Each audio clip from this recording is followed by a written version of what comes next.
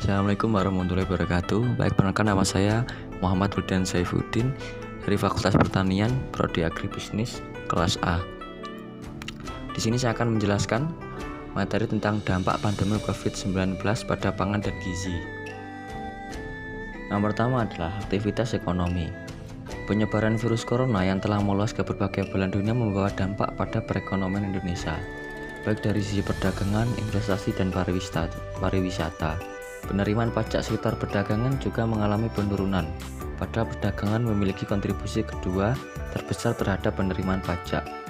Berdasarkan data Badan Pusat Statistik, ekspor migas dan non-migas mengalami penurunan yang disebabkan karena Cina merupakan importir minyak mentah terbesar. Berikutnya adalah daya beli masyarakat. Dampak pandemi COVID-19 terhadap dunia ketenagakerjaan di Indonesia dilihat dari sisi pekerja, pengusaha, dan usaha mandiri. Dari sisi pekerja, terjadinya gelombang PHK tenaga kerja dan penurunan pendapatan sebagai akibat terganggunya kegiatan usaha pada sebagian besar sektor. Sebanyak 15,6% pekerja mengalami PHK dan 40% pekerja mengalami penurunan pendapatan. Di antara sebanyak 7% pendapatan buruh turun sampai 50%.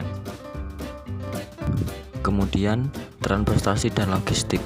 Di tengah masa pandemi COVID sekarang ini, koordinasi dan kolaborasi antar pihak sangat diperlukan dengan mengoptimalkan dengan kesempatan berbagi informasi antara donor dengan pengelola distribusi bantuan sehingga pemenuhan stok pangan di tingkat bawah tersalurkan.